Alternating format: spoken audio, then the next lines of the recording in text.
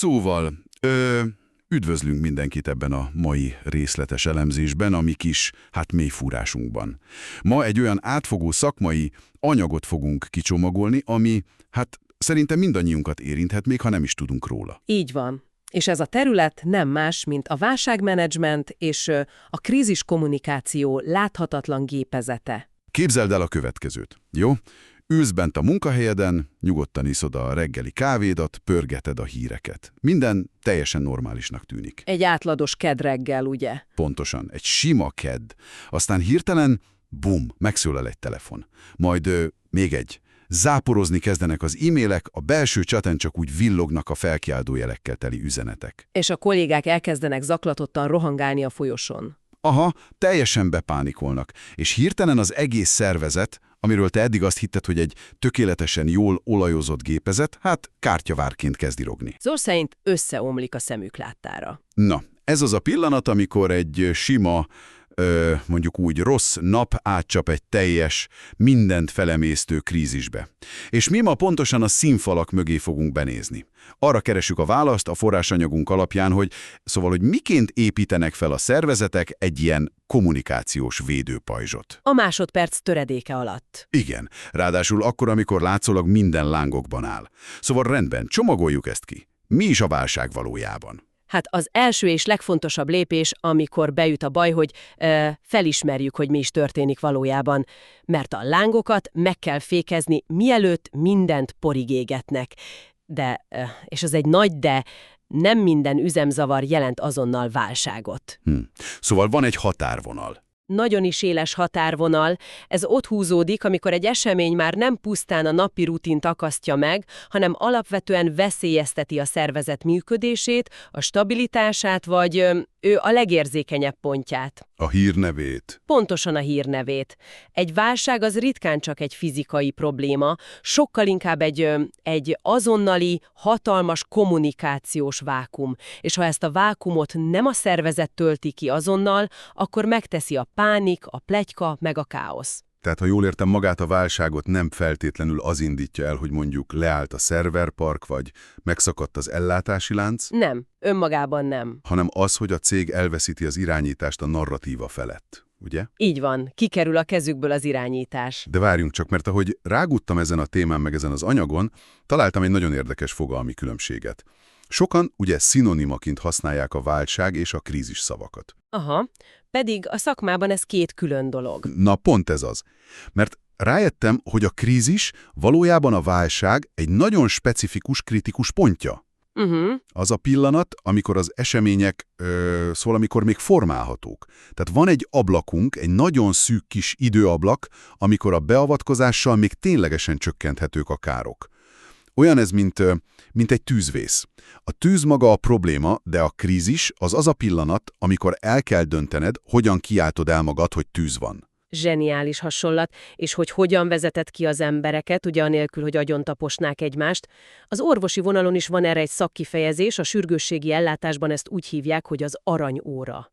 Az aranyóra, igen. Na most, a válságmenedzsment lényege pontosan ezen a szűk időablakon múlik. A cél nem csak az, hogy eloltjuk a tüzet, a forrás szerint ez egy 4 pilléren nyugvó stratégia. A megelőzés, magának a helyzetnek a kezelése, a károk minimalizálása és végül a hírnév megóvása. És mi van, ha leblokkolnak? Ha ebben a kritikus krízisablakban a vezetőség lefagy, vagy rosszul kommunikál, akkor vége. A károk exponenciálisan megnőnek. A fizikai kárra rárakódik egy masszív, szinte helyrehozhatatlan reputációs kár, ami sokszor túl is éli magát az eredeti problémát. Vagyis maradva ennél a vonalnál, a betegség maga a válság, de a krízis az a pillanat, amikor a beteg sokkot kap. És ha nem kezeled a sokkot, akkor hiába gyógyítod meg a betegséget, a páciens meghal. Pontosan. Hűha!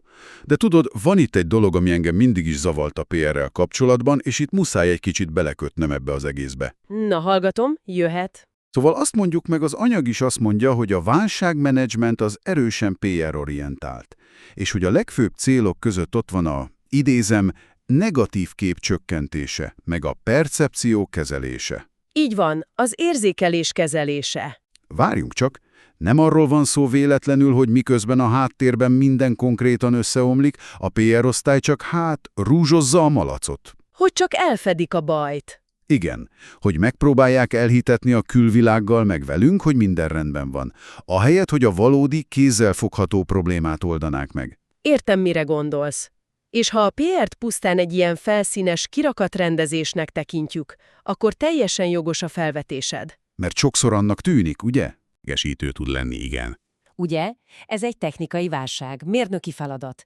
De ha a bank nem kommunikál azonnal, világosan és hitelesen, Akkor mindenki azt hiszi, hogy lenyúlták a pénzét. pontosan, az emberek percepciója másodpercek alatt az lesz, hogy a bank csődbe ment, vagy hacker támadás érte őket. És mi történik ekkor? Elkezdenek telefonálgatni az ügyfélszolgálatnak, Igen, leterhelik a vonalakat, személyesen rohannak a fiókokba, megpróbálják azonnal kimenteni, átutalni a pénzüket. és ezzel tulajdonképpen, ezzel ők maguk idéznek elő egy bankpánikot. Az ügyfelek döntik be a teljes rendszert a reakciójukkal. Pontosan ez a lényeg. Egy szimpla technikai hibából pillanatok alatt egy végzetes, működési és likviditási válság lesz. Kizárólag a pánik miatt. Wow, ebbe bele se gondoltam. Szóval amikor a válságmenedzsment a percepciót kezeli, az nem hazugság, a bizalom megőrzése és a működési zavar mérséklése, ez a kettő kéz a kézben jár. Tehát a kommunikációval próbálják valahogy elszigetelni a problémát. Így van, elsigetelik, hogy teret és időt nyerjenek a mérnököknek a technikai hiba elhárítására, anélkül, hogy a hisztéria teljesen megbénítaná a szervezet maradék, amúgy még működő részeit is. Értem már.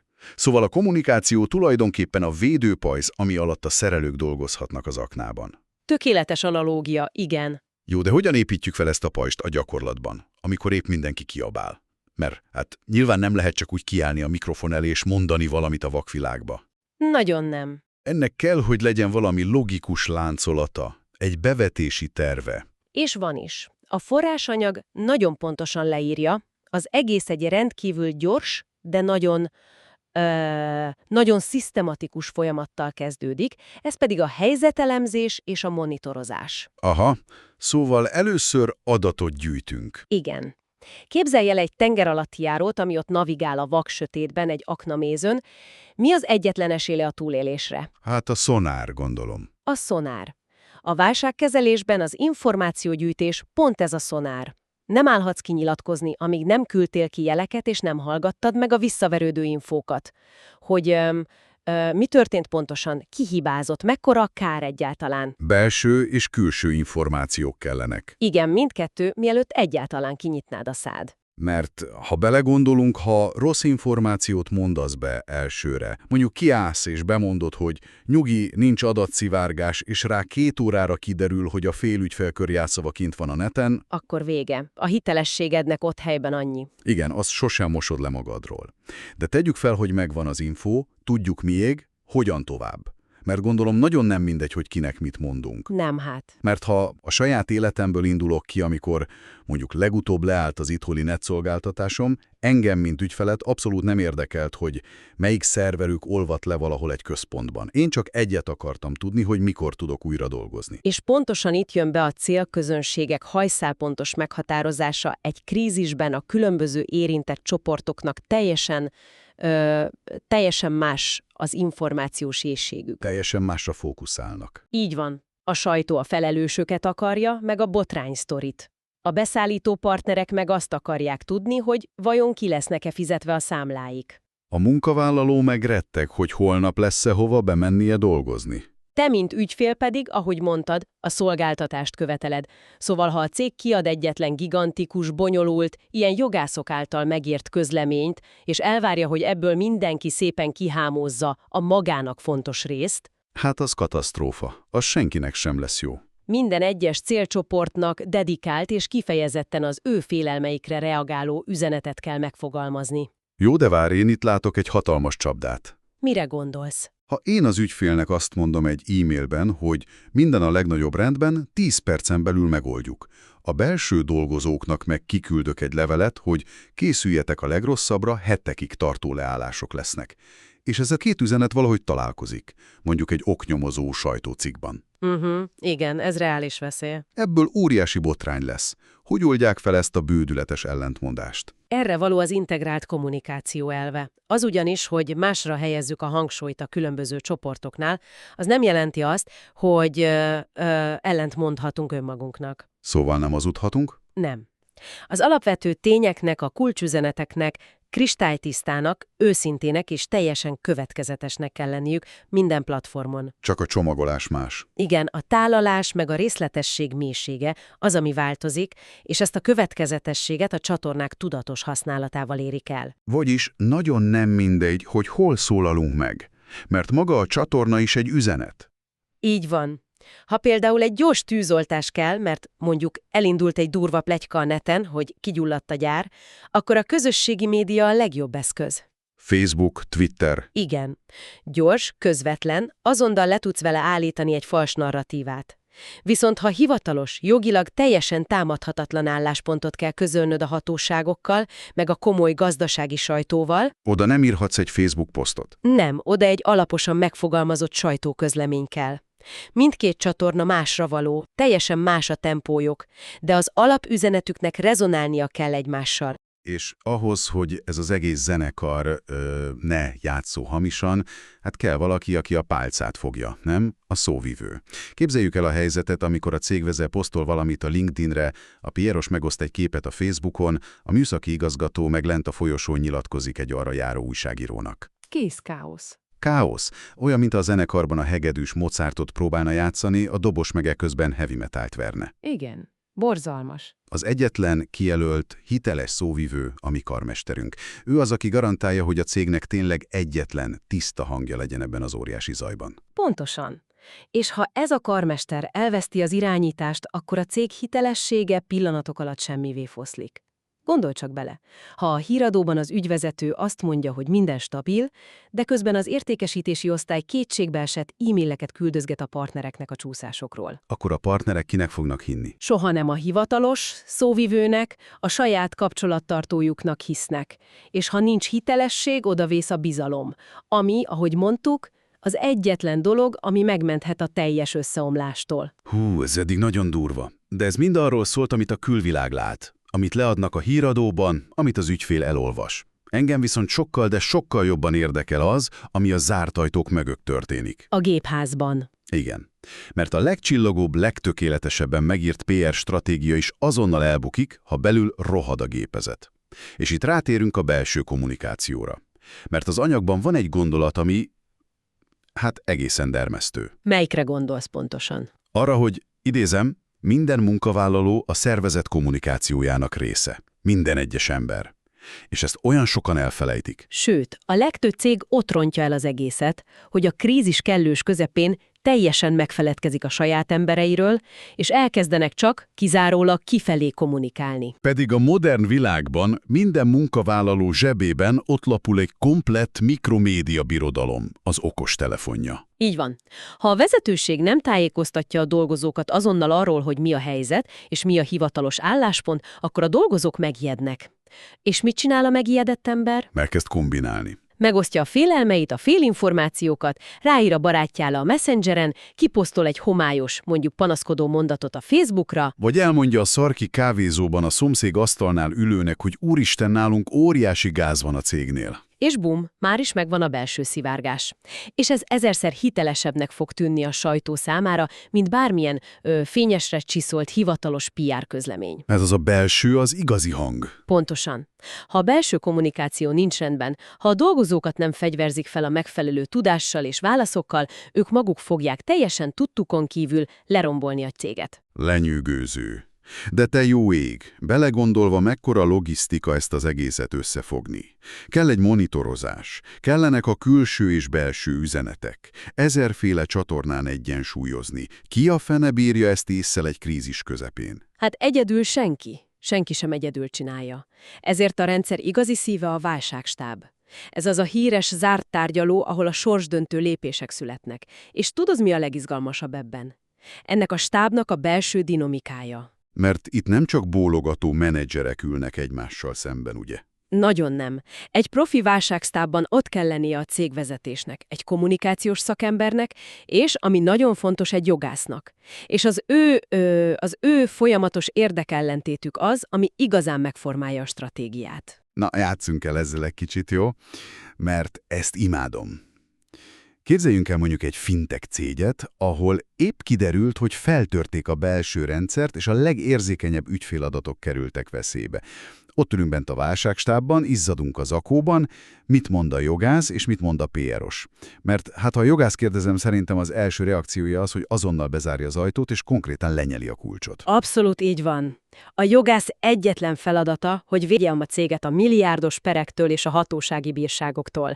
Neki az a mantrája, hogy idézem, ha egyetlen szót is szólunk, azzal beismerjük a felelősségünket. Szóval maradjunk csendben. Igen. Csendben maradunk, amíg a belső vizsgálat le nem zárul, és mindent tagadunk, amit jogilag nem kötelező elismerni. Számára a legbiztonságosabb opció mindig minden körülmények között a teljes hallgatás. Jó, de eközben odakint az internet meg lángol. A Twitteren már mindenki arról posztol, hogy a cég eladta az adatokat a Dark Weben, az ügyfelek meg pánikban, vonják vissza a bankkártyáikat. Mit csinál ekközben a kommunikációs szakember a tárgyalóban? Hát a PR-os konkrétan a haját tépi. Mert ő meg pontosan tudja, hogy a közvélemény bíróságán az ártatlanság vélelme egyszerűen nem létezik. Ott a csend az egyenlő a bűnösséggel. Ha hallgatsz, te vagy a hunyó. Igen.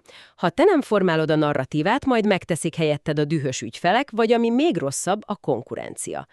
A PR-os azonnali, transzparens kommunikációt követel. Azt mondja, mondjuk el azonnal, hogy baj van, de azt is mondjuk el, hogy 24 órában dolgozunk rajta. És a szerencsétlen vezérigazgatónak ott, a terem legközepén kell megtalálnia a tűfokát. Dönteni kell a jogi védekezés biztonsága és a reputáció teljes látványos összeomlása között. Ez egy hihetetlenül feszült egyensúlyozás lehet. Rettentően nehéz. Meg kell találniuk pontosan azt a maximum információt, ami már megnyugtatja a közvéleményt, de még nem ad fegyvert a pereskedők kezébe. És gondolom ez a döntés nem tart ki a válság végéig. Nem, egyáltalán nem egy egyszeri döntésről van szó. Itt jön be a képbe a rendszer utolsó, de talán a legfontosabb eleme, a folyamatos visszacsatolás. Visszatérve ahhoz a bizonyos tengeralattjárós szonár hasonlathoz. Aha. Kiadsz egy közleményt, ez az első ping. Majd nagyon figyeled, hogyan verődik vissza. Hogy mit lép a média? Igen. Megnyugodtak az ügyfelek. Vagy az üzenet egyetlen rosszul megfogalmazott mondata miatt csak még nagyobb lett a pánik. Esetleg a média félreértett egy szakkifejezést? A reakciók folyamatos mérése alapján a válságstáb újra és újra módosítja, finomhangolja ezeket az üzeneteket. Szóval ez egy ilyen pulzáló, folyamatosan változó, iteratív folyamat. Egészen addig, amíg a vihar, vagyis a válság el nem csitul. Azt hiszem, ebből a beszélgetésből nagyon is egyértelművé vált, hogy a krízis kommunikáció az mennyire nem egy ad-hoc műfaj. Ez kőkemény sakkozás a sötétben, miközben, lángol az egész tábla. Ha mindezt összerakjuk, láthatjuk, hogy a megelőzéstől, a folyamatos monitorozáson át, egészen a célzott üzenetekig, és a válságstáb belső, feszült harcaig, a PR az nem valami felszínes varázslat. Tényleg nem az. Ez az eszközrendszer, ami szó szerint képes a felszínen tartani egy elsüllyedni készülő hajót. Azt hiszem, ez a tökéletes zárszó ehhez a bonyolult mechanizmushoz. Egy jó válságmenedzsment felkészül a legrosszabbra is, de olyan profi rendszert működtet, ami még a legdurvább vihar közepén is megőrzi a legértékesebb dolgot. A bizalmat. Szóval miután lebontottuk ezt a láthatatlan pajzot, térjünk vissza egyetlen pillanatra a saját életedbe, a hallgatóink életébe. Emlékszel arra az ütős megállapításra a forrásunkból, hogy minden munkavállaló a szervezet kommunikációjának része? A legveszélyesebb fegyver. Igen. Képzeld el te, aki most hallgatsz minket, hogy holnap reggel beérsz az irodába, leülsz a gép elé, és hirtelen beüt az igazi, nagybetűs krízis a te munkahelyeden.